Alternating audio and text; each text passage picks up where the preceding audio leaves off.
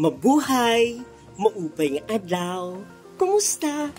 Tara, samahan niyo ako sa pinakabago nating adventure.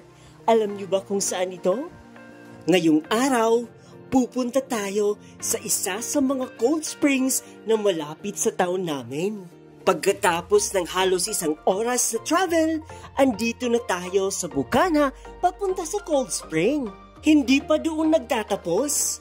Another 15 minutes na lakaran naman ang gagawin natin. Mapuntahan lang ang target nating spring.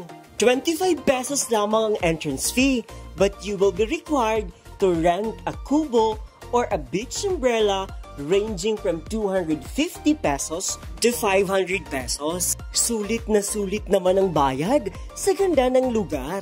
Kapag narating mo na ang cold spring, mapapansin mo agad ang mapayapang kapaligiran at ang banayad na daloy ng tubig.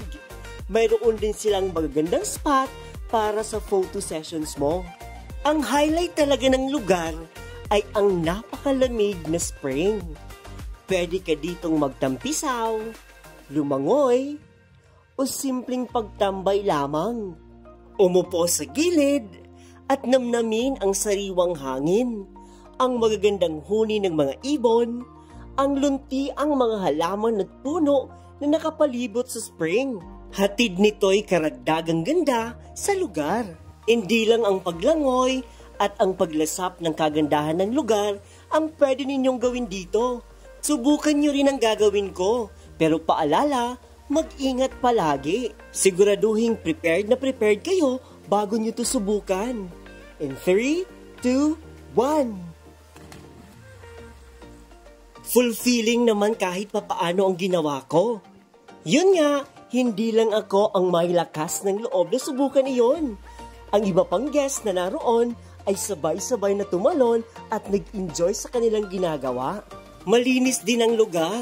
Sa linis nga nito, makikita mo na pati ang mga bato at mga buhangin sa baba. Weekday ako pumunta dito, kaya naman konti lang ang mga guest sa lugar.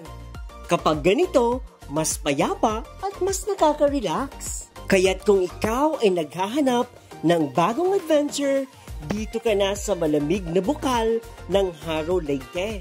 Sulit na sulit ang paglalakbay mo dito.